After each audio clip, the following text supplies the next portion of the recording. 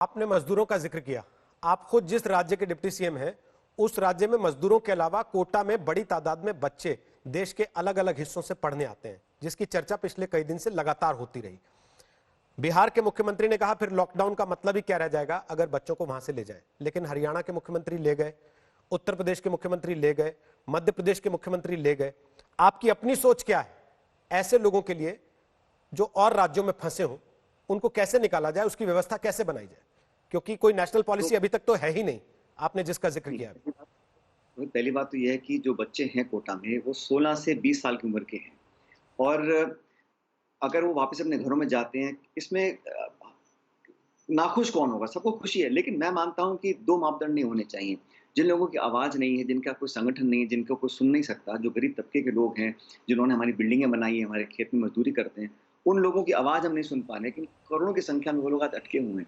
तो हमें दो पैमाने नहीं बना सकते हम लोग कि हम लॉकडाउन खोलेंगे सिर्फ एक कैटेगरी के लिए और दूसरे के लिए नहीं खोलेंगे। अगर कोई स्वस्थ है और रेड जोन में नहीं है और आना चाहते हैं, आ सकते हैं, तो धीरे-धीरे करके हमें उनको वापस ले जाना पड़ेगा।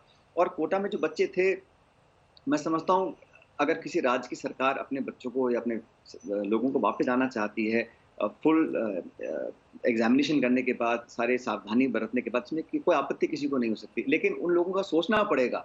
राजस्थान के लाखों लोग ऐसे हैं जो आज अटके हुए हैं, कर्नाटक में, महाराष्ट्र में, और उनके खाना खत्म हो रहा है, पैसा खत्म हो रहा है। तो जो जिले के हमारे प्रशासन के अधिकारी हैं या सरकार के लोग हैं, उन लोगों को ध्यान देके कहीं ना कहीं मदद करनी पड़ेगी। लॉकडाउन और बढ़ेगा? बहुत लोग आपसे पूछते होंगे ये सवाल। बहुत पूछते हैं, लेकिन मुझे लगता है कि लॉकडाउन को अगर हम कभी खोलेंगे भी तो बहुत स्टैगर्ड वे में खोलना पड़ेगा। और लॉकडाउन सिर्फ खुले और स्थिति खराब हो जाए, हम वो ऐसा नहीं कर सकते हैं। तो स्टेजेस में खोलना चाहिए, स्टेट गवर्नमेंट्स के साथ, डॉक्टर्स के साथ, मेडिकल एक्सपर्ट्स के साथ बात करके एक स्टेजेस में अगर हम खोलेंगे, क्योंकि अर्थव्यवस्था को हम कब तक ठप रखेंगे? लोग अगर परेशान होंगे, उनका वो सस्टेनेबिलिटी नहीं है, आर्थिक ताकत नहीं है, तो कब तक लोग अपना रोजगार के बिना रह सकते हैं? गरीबी दोबारा फैल जाएगी, बहुत बुरे हाल हो सकते हैं।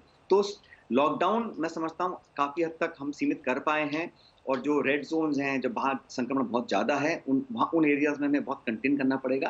लेकिन जहाँ पर अभी रिलेटिवली संक्रमण फैलने की संख्या कम है या अंदेशा कम है, वहाँ पर हम एक्टिविटी चालू कर सकते हैं, लेकिन सेफगार्ड के साथ, सोशल डिस्टेंसिंग के साथ और तमाम एहतियात बरतने के बाद। क्योंकि ये आइदर और नहीं है कि हम पूरा लॉकडाउन रखें, पूरा खोल दें। अगर पूरा खोल दिया और बसें, ट्रेनें चलेंगी, लाखों की तादाद में लोग यहाँ वहाँ जाएंगे, तो ये ऑटोमेटिकली फैलेगा। और हमें अमेरिका के और इंग्लैंड के जो एग्जाम्पल्स हैं, वहाँ से सबक लेना पड़ेगा। जो गलती वो कर बैठे हैं, हम वो अफोर्ड नहीं कर सकते करने के लिए। लेकिन आर्थिक तौर पर हमारी स्थिति भी वैसी तो नहीं है सचिन। उस मामले में अर्थव्यवस्था के बीच में और लॉकडाउन कब तक रख सकते हैं, उसके बीच में एक बैलेंस बिठाना पड़ेगा। वो पॉइंट क्या है? बिल्कुल, वो पॉइंट ये है कि अभी हमारे को 3 मई तक हमारा लॉकडाउन है। 3 मई के बाद अगर सबकी कंसेंसस बनता है, तो जो जोन्स, मुझे लगता है जो ग्रीन जोन्स हैं, जहाँ पर इन्फेक्शन बिल्कुल भी नहीं है, जहाँ बिल्कुल क्लैरिटी है, वहाँ पे हम गतिविधि चालू करें, एक्टिविटी चालू करें। और जो रेड जोन्स हैं, जहाँ पर संक्रमण बहुत ज़्यादा है, वहाँ पर तो हमें लॉकडाउन रखना ही पड़ेगा। मेरी व्यक्तिगत राय है, जहाँ पर इन्फेक्शन रेट बढ़ रहा है, लगातार इंक्रीज हो रहा है, वहाँ पर हम छूट दें। मैं समझता हूँ ये एक मेरा व्यक्तिगत मानना है कि बहुत बड़ी गलती होगी। तो वहाँ पर हमें पूरा क्लैम्प डाउन रखना पड़ेगा, और जहाँ पर नहीं है वहाँ धीरे-धीरे ढील देनी पड़ेगी। और जो मजदूरी करने वाले लोग हैं, जो रिक्शा खींचते हैं, ठेला लगाते हैं, दिहाड़ी कमा के अपना पेट पालते हैं, उन लोगों को पहले प्राथमिकता देकर उनके हाथों में हम पैसा दें, ताकत दें, राशन पानी दें। तब मैं समझता हूँ कि कंजम्पशन जो इकोनॉमी की है, डिमांड बेस्ड इकोनॉमी हमारी है, वो दोबारा पुनर्जीवित हो सकती है।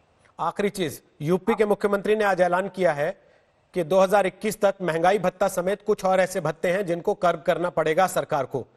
क्या आपको लगता है राज्यों के सामने इस समय एक बहुत बड़ी चुनौती होगी ये, और कुछ अनपॉपुलर फैसले राज्यों की सरकारों को लेने पड़ सकते हैं?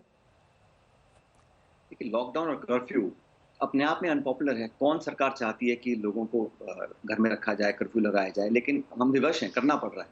तो कठोर कदम उठाने पड़ेंगे।